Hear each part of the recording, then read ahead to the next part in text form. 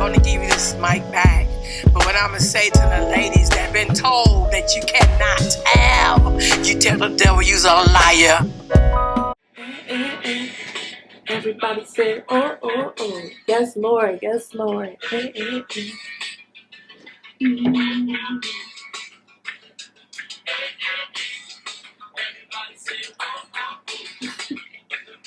Bueno, mi gente, welcome to my universe. Welcome back to my universe Eve. So I don't think that I'm gonna do the second part of the last video that I just did. Like, I know I was gonna like do a mask and everything, but I'll do that separately in another time because I don't know. I have like a few things that I could try, but I might do something different.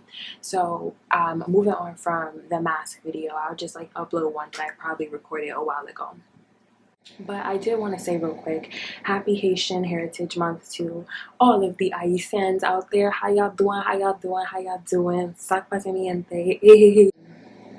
With that being said, I do want to pose a question. What does it mean to be Haitian enough? Because when you are somebody who, I guess if you are Haitian by blood, but not by birthplace, not necessarily by association, you don't really get put in the same like tier of Haitians. You don't have the same respect from Haitians sometimes. They like laugh at you, if I'm honest. Like, they don't really consider you Haitian enough. And I just wanted to share a few instances that I've had. Personally, I've never celebrated Haitian Heritage Month. Growing up with my family, like when I met my birth parents, that's when I was introduced to the culture. I had already been learning Spanish, speaking Spanish, because of where I grew up in Miami. Like, you have to learn Spanish. It's in your school as soon as you start. I also had Hispanic neighbors and stuff, so I wasn't foreign to like people from the greater Antilles, like West Indian people, South America. Like, I wasn't really like foreign to any of those types of people.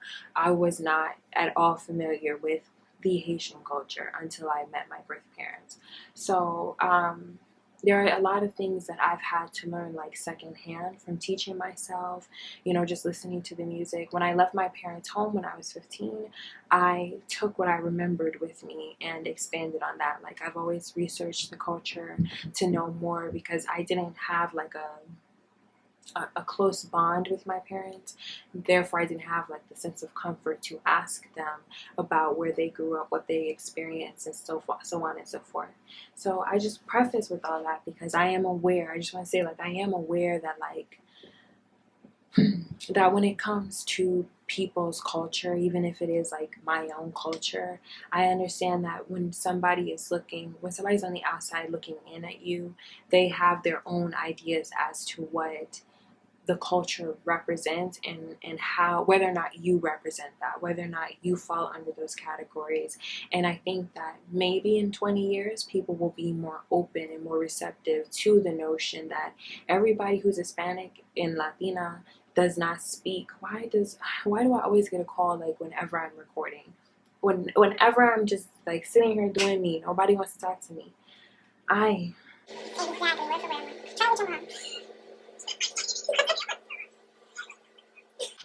Okay, so I remember what I was saying. Excuse me, I got a phone call. For some reason, I get all my disturbances when I'm recording. I don't know why. So I may like start over in the middle of this video. I may just chop everything else. I don't know. I don't really know. We'll see what it comes to when I put everything together. So yes, happy Haitian Heritage Month to everybody who is Haitian. Now that I've done my happy thing, I'm just gonna like probably put a damper on it, and I do apologize. I apologize because I know it's gonna be a little sour, especially when you bring them the truth. That's when people want to get mad. That's when they want to disrespect you and all that other stuff. Whatever. I'm just saying now, like I said my happy Haitian Heritage Month part already, so accept the positive and the negative, not just one or the other. So I want to pose the question, what does it mean to be Haitian enough? What makes somebody Haitian enough? And I'm going to share with you a few experiences that I've had with people in passing, because I'm not going to say that I understand it more, but of course I've experienced like being amongst Haitian people in my family, or like close to my family, and like feeling the animosity from them because we don't speak the language well. Like, we don't understand Creole Ayisyen. Like, I can say jodia, I can say uh what is it, map, when, oh yeah, when it's like map manger, when ap manger. Like, I'm learning, trust me, I'm learning. But I did not grow up with much of an understanding of the language or how to speak it. What I know now is that it is far easier to learn and to teach yourself uh, Creole Haitian as opposed to Spanish, because you don't have to conjugate any of the verbs. Manger, which means to eat, is manger no matter what. It doesn't matter if you say moi manger, je manger, uh, what is it, tea or te manger, like it, nous manger ou manger, it doesn't matter how you, like, you just change the prefix, if you will, the pronoun, and then you keep the verbs as they are. So that is really helpful. That's so awesome. Like, I'm definitely enjoying the process. But yes, I just went on a rant, my bad. But yeah, I don't have, like, I've had to teach myself a lot about the culture. I've had to teach myself a lot, you know, with the exception of the music and the food that I grew up with, and of course listening to people speak the language as I was growing up with my parents. Like, I'm familiar, I know Haitian, like, I know when I hear Ayisyen speak, I know when I hear the language, you can always tell. But as far as like actually feeling like I'm Haitian enough, or even feeling like I belong when I'm amongst other Haitian people, or if there's an event for Haitians, especially since I've been out on my own or just not living with my parents, I've not felt as like adequate or sufficient, like me, like I'm missing something.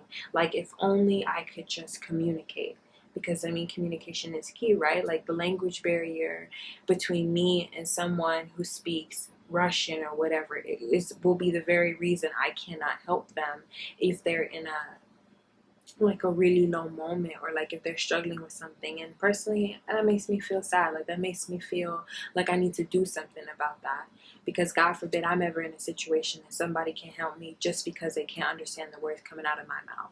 So anywho, I figure, I think it's interesting that, like, I can be empathetic, and I can be, you know, I can embrace people who are coming from the same cultures as me, or who are coming from the same culture, and maybe they know more, they have more, they're like more Haitian or whatever, they're more whatever, you know, whatever more Haitian means to you in your mind. Imagine that they are more of that than I am.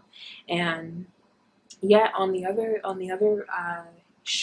end of the stick, it kind of seems like Haitian people have this idea that, like, you are supposed to just be born understanding them. You should come out the womb speaking like them, talking like them, and they treat you, some of them, not all of them, of course, they treat you as if, like, as if you should be ashamed of yourself. I literally had a person tell me, you should be ashamed of yourself, and I just thought, like, why shouldn't you be ashamed of yourself, since you're in a position to help me and you're choosing not to? You're choosing to bash me instead. Like, I'm pretty sure you should be ashamed of yourself instead of me, sir. But okay, if that's what you want to say to yourself, really. And that's actually a great segue into the instances that I wanted to talk about and just bring up as we celebrate and we honor Haitian Heritage Month, but forget about the people who have Haitian parents but maybe no ties to the country or to the culture. You know, I just wanted to, like, I was thinking about those folks because I'm a part of that group. So ironically enough, all three of these experiences have happened in a car. The first one, it was when I was in an Uber. Actually, I'll tell another one first. So one time, this was back when I worked at a pool. I worked at a pool in the summertime, and then throughout my sophomore year and throughout my junior year, I worked at the ice rink that was next door or next to the pool in this building. And I worked at the concessions. So one time, this girl who was full Haitian, she started working there. You know, her last name is very, very Haitian, very French. So one day, like, she said that she could take me home, she could drop me home, because the person who like ran the concession stand, who owned the company, was the person I was living at the time. That was my legal guardian, and I think my legal guardian told her like to drop me off, or like she had to go do something. I don't know, but she was going to be my ride home. So I don't know what this girl told her mother, but her mother pulls up and we hop into the car. I go into the back seat and her mother says, "What are you?" Like, I open the door and I say hi, and I hop in. And she's like, "What are you?" And I said, "Me?" And she said, "Yeah, what are you?" And I said, "I'm half Haitian, I'm half Dominican." She said, "What do you mean you have? What do you mean you have?" And I said, "My dad is Haitian and my mom is from the Dominican Republic." And she's like, "Oh, have you ever gone to Haiti?" And I said, "No." And I knew where this is going, but yeah, I said no. And she's like, "Do you speak Creole?" And I said, "Not really, only a little bit." And she said, "Oh, bon, you definitely have." And if you don't know that, bon shit, like, bon, like that kind of stuff, like, oh my God. This is so Haitian. So she did that to me. And she's like, "You definitely have." And the girl in the front seat laughed. And I thought to myself, like, what happened here between you and your mom, that you, like, do you guys have an inside joke going on or something? Like, did you offer to take me home just so that you could like make fun of me or something? Because there were other people that I could have asked to give me a ride. Like, I didn't understand that. Never really spoke to the girl ever again. Never saw her mom ever again. But honestly, like, I've had those kind of like negative interactions with people who are a part of the Haitian community for some time now. So it wasn't so much of a shock to me as it was just uncomfortable. Like, why is it that I get into your car and the first thing you ask me is, "What am I?" Why is that your greeting? Like, why is that how you speak to people? And then, oh, you definitely have. It's like, again, there's no, "Can I teach you?" Like, "Oh, this is how you, jodia means today." Like, there's no effort, you know, there's no questions asked as far as, "Do you want to learn? Can I teach you something? Do you want lessons?" There's none of that. It's just criticism and judgment from a person I've never even seen before. You don't even know my name.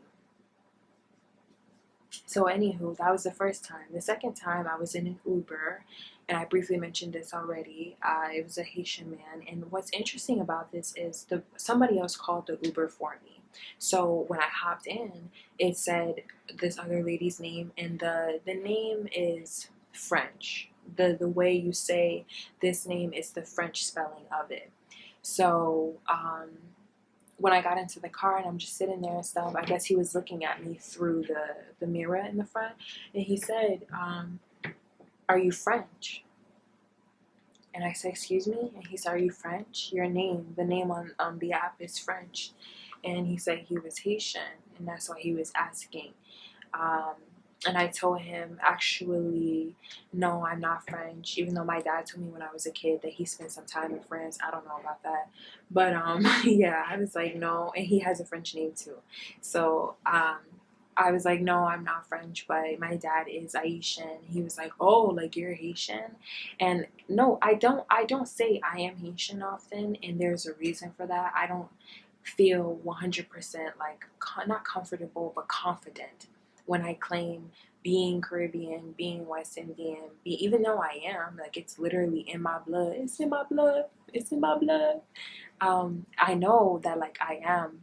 It's just culturally, I struggle to feel adequate sometimes based on these kinds of fucking experiences. So he's like, "Oh, you're Haitian?" I said my dad was Haitian. I didn't say that I was. But yeah, I said, like, he's like, "You're Haitian?" I said, "Yeah." And he's like, "Have you ever been to Haiti?" I said, "No." He's like, "Do you speak Creole?" And he asked me that in Creole. And I said, "No." And he was like, like, like he had a whole like reaction to me saying no to both of those questions. And he started asking me about my parents, like how come your parents never take you? Your parents should be ashamed of themselves.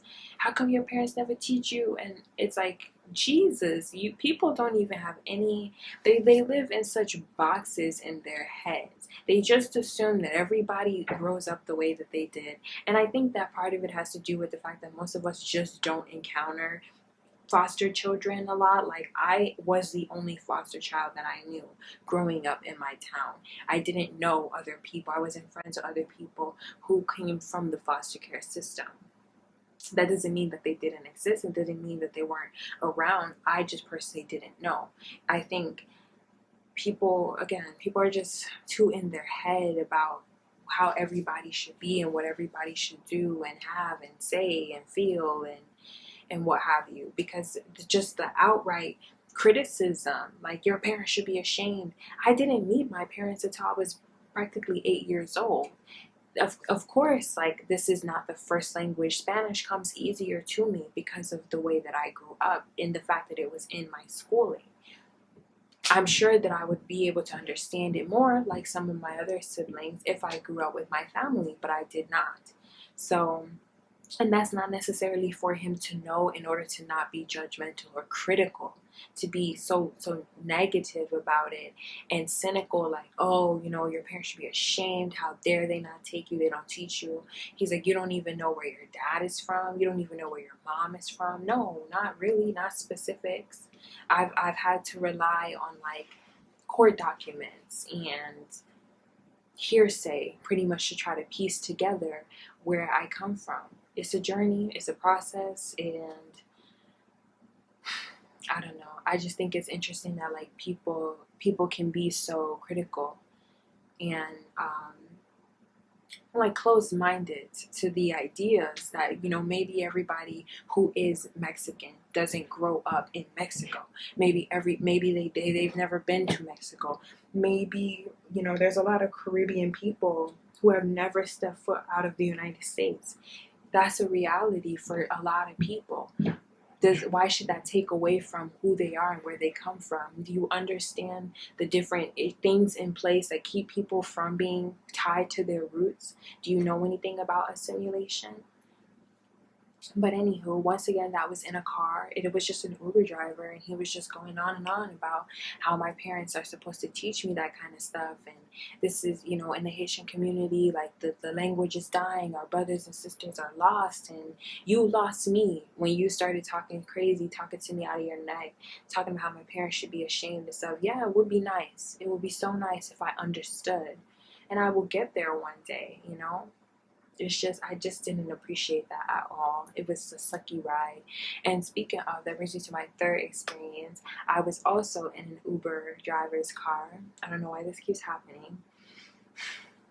But yes, so I got into the car, and he picked me up earlier in the day. I was heading somewhere earlier in the morning. So he saw me walk out of my house and everything. I get into the car, I just say my hellos and keep my, I don't really like to talk to the drivers like that. So, not all the time. If it's a woman, I typically will engage in conversation, like if they ask, if they initiate one, but most of the time in the morning, I'm cool. So, he starts asking me questions. He asked me about my name, and he said my name was pretty. He'd never heard my name before, and I don't have my, like, full name or anything like that. He just said, like, he'd never heard, like, seen my name before. I'm like, okay, cool, like, thank you. Then he asks me if I'm from around here. He had an accent, and I could tell he was an islander just from the accent, but I didn't pry anything. Anywho, long story short, so it comes out that he is Haitian, and I told him my dad is Haitian, and he's like, what, you're Haitian? And it's like, they don't hear that. I said my dad is Haitian, and he's like, you're Haitian? Wow, you're so pretty, you're so beautiful, wow, I can't believe you're Haitian. He's like, I don't know a lot of Haitian women who look like you. I've never seen a Haitian woman that looks like you. And he's like, so what about your mom? Where's your mom from? Is she Haitian too? And I said, no, my mom is from the Dominican Republic. And he's like, oh, that's why you look so beautiful, is because your mom is not Haitian too. I've never seen a Haitian woman look like you. And I'm thinking in my head, he's still going, by the way. He kept going about how he's never seen a Haitian woman look like me. He's never seen it. There's no way I could just be Haitian and look this way, like going off. And I'm thinking to myself, is this real? Is he really saying this to me right now, right here in 2020 or 19? I don't remember if it was this year or not. But it's like, why would he say something like that to me? Like, well, some people need to keep some of their thoughts to themselves. Like, and when you find yourself thinking certain things, you gotta stop the thought. You gotta interrupt it. You don't want to complete the sentence, because sometimes the stuff we think and the stuff that we say is foul. Why would you say that? Oh, there's no way that a Haitian woman could look like you, a full Haitian woman. And it's like, sir, what's so interesting to me is whether you are Dominican or whether you are Ayisyen, you come from the island of Hispaniola. You come from the same island. The only difference is the kind of white people who colonized the countries. I think it's interesting because it's like, genetically speaking, we are all more similar, most likely more similar than like anybody else in the West Indies, because we come from the same island. Like, if you put an Haitian person and a Dominican person together, you'll probably find that their DNA comes from the same place, because the African people who were enslaved were dropped off on that island at the Dominican Republic first, and they were brought over, to the different parts of the island. Like, don't think that the French who mixed with the African people and the native people who raped them, and the British people who raped them, don't think that this was just, I mean, not British, Spanish, don't think that it was just like isolated. Like, our DNA is very much so similar. So this idea that there's all these differences and distinctions between the Dominican people and the Haitian people, and that's the root cause of so much of the tension there, it's bizarre. It just goes to show how powerful conditioning is. The dictator really had the people of the DR thinking for the longest time that they were oh so superior and all that different. You're not. Y'all speak a different language, but I mean, honestly, there are people who speak both of the languages, especially the people who live on the borders, because a lot of people who are in Haiti now are actually Dominicans. They're actually people who were brought up in the Dominican. But when the war happened, when one of the genocides happened, a lot of the people who were darker, people like my mom and her mom, were forced to the other side. And that's how they learned the Creole. That's how they learned, and that's how they can exist in both of those worlds. It's just a matter of geography. It's a matter of the exposure you have to the culture, to the language in particular, and so on and so forth. But I just don't like when people act like, when people act this way towards people who are Dominican, people who are Haitian. People act like one is a fly and one is a fucking diamond. Like, Haitians are just worth nothing. Just people come from shithole countries, as one president decided to say. And then Dominicans, we know the stereotypes about the Dominican people, and yet they somehow tend to be more positive than the stereotypes about the Haitian people. I don't appreciate it. I really don't, especially knowing what my mom and her mom experienced growing up where they did, having to relocate, and then, my mom left to Cuba like all the other refugees did. But yeah, when he said that to me, I didn't appreciate that at all. This man says, no wonder you're so beautiful. And I thought, that's no way to compliment a woman. That's no way to compliment somebody. You don't compliment them by telling them that their beauty solely lies on their nationality and their ethnicity, of all things. You don't ever compliment somebody about something that they can't control and that they didn't choose. It feels like an empty compliment. You can compliment someone, I guess, for the weight that they lost if you know that was their goal. But it's like somebody who's just slender, who's always been slender, like, you're gonna compliment them on empty things like that they didn't even choose for themselves. Like, if I came from Indonesia, would you say the same thing about me? Would you still think that if I told you that never mind. Never mind. I'm gonna go down the rabbit hole with that. I just really thought, wow, this is a grown man. And oh, and by the way, he did continue after he told me that my beauty came from me being half Ayisyen and having a mom who wasn't fully Ayisyen, because you know they say you're your mom's child. So after he says all of that stuff, he asked me the typical, literally these are standard questions. Have you ever been to Haiti? No. Do you speak the language? No. And he was like, yeah, you're not Haitian. Your dad's Haitian. You're not Haitian. And I'm like, I never said that I was. Even though I am, even though I am, I intentionally did not say that I was to you when you asked me what I am. It's because I've had these questions and I've had these reactions from people my entire life, and I don't like it. I don't appreciate it. People say the most ignorant things. From a young age, I remember I told my teacher's assistant what my name was. I was talking to my teacher. She came up. This was in 5th grade, and the teacher said to her like, "Oh, this is such and such," and he introduced us formally. And she said, "Oh, your name is so pretty. Where does it come from?" And I told her my dad is, or at the time, I don't think I knew that my dad is the one who gave me my name. So I just told her like my dad is my mom and my dad are like the ones who gave it to me. I don't know, something like that. And then the teacher was like, "Oh, well, why don't you tell her where your dad and your mom are from?" And I told him, and it's because in year 4, in grade 4, we had to do like a family tree assignment. That's how I learned this information from my mom. Had I not done this assignment, I probably wouldn't have ever learned the little bit about my family that I did. So yeah, I told her what I told my 5th grade teacher, which was where my parents were from, and they were both like, "Wow, like that's so amazing." And he's like, "Right, right." And I didn't understand where that reaction came from. Like, why is it so? Why is this idea of a Dominican person and Haitian person being together so like wow worthy, you know? And that's when in 6th grade, when I started to have type to learn classes, like we had classes that taught us how to browse the internet when I was in middle school. So starting in grade 6, that's when I learned how to browse the internet, how to do research. And that's how I learned or started to learn about the culture from which I come and so on and so forth. And it's been a journey, you know. I think it is interesting, like the way people respond. Real quick, I had a friend who I went over to her house and I was actually talking. She's Haitian, like the whole family's Haitian. I was talking to her, I think about, you know, being about stuff that was going on in Haiti and the Dominican Republic at the time.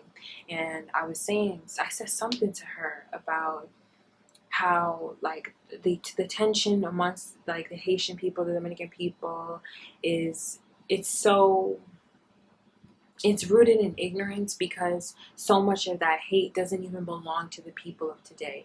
It's rooted in the textbooks, the information that was placed in the textbooks, the information that the dictator spread to the people and had the people believe. You know, the people of the Dominican Republic were reading that, you know, they were dark because of the sun, that they come from Spain. Like no they don't. No, not entirely.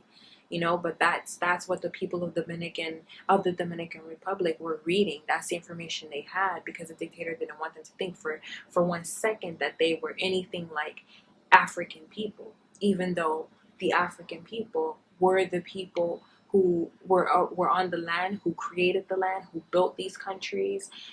In the native and indigenous people, of course, were there too. That's where our genetic blend comes from. So it's just interesting. It's interesting what what some Dominicans don't know and therefore believe about themselves and about where they come from. It's rooted in a lot more. And people say ignorant things sometimes because they just don't know. They don't know what information we have here as Americans versus what they were being told and whatever. So you know, we were talking about this at her house, and her sister comes in, and her sister's like, "Oh, by the way, like, I didn't know you're Haitian." And I started to say, "Yeah, and then as soon as I started to say, "Yeah, my dad," that's when my friend was like, "Yeah, she's Haitian. Yeah, it's so cool," and just like shut me down real quick. And I was like, "Oh my God, like, why would she do that?" We were just talking about how the Haitian people and the Dominican people like have to come together to repair the island, to once and for all like uplift Hispaniola, because I mean, hello, like I feel like Hispaniola is the heart of Latin America. It's the heart of Hispania. It's literally called Hispaniola, the island that the two countries share. So yeah, I just thought it was interesting that she shut me down right when I was talking about that. Like, didn't we just go over this, girl? Why are you trying to shut me down? But it just goes to show, like, you know, she's Haitian, the family's Haitian. I think she just didn't want to bring up the Dominican people. They don't hate Dominicans, but the tension runs deep. She even said to me, can you blame Haitian people for how they respond? Look at how the Dominicans treat them. I have another friend who's half Haitian. She said the same thing to me. Can you blame the Haitians? Look at how the Dominicans have treated them. And I'm like, I know. But does that mean that like everybody who's only half Haitian or who's Haitian and Dominican, trust and believe I'm not the only one. Just because those people are in exile or living silently, like to just not be found out or just having to choose between one or the other, trust and believe there are a lot of other people who grew up in the Dominican Republic who, when the genocide happened, were forced to go over to Haiti. Their original birthplace is the Dominican Republic. There are a lot of other people who still have that tie in their heart to la cultura y to la isla, el país, you know, like it's there. Like don't get it twisted that just because they're on the other side that they have forgotten what the government did to displace them. So anywho, that was my little rant, like involving all of this stuff. Just cause as we acknowledge and recognize Haitian Heritage Month, I do want to like apply it to myself. I do want to join in on the festivities and celebrate it. And I think that anybody who is Haitian is Haitian enough.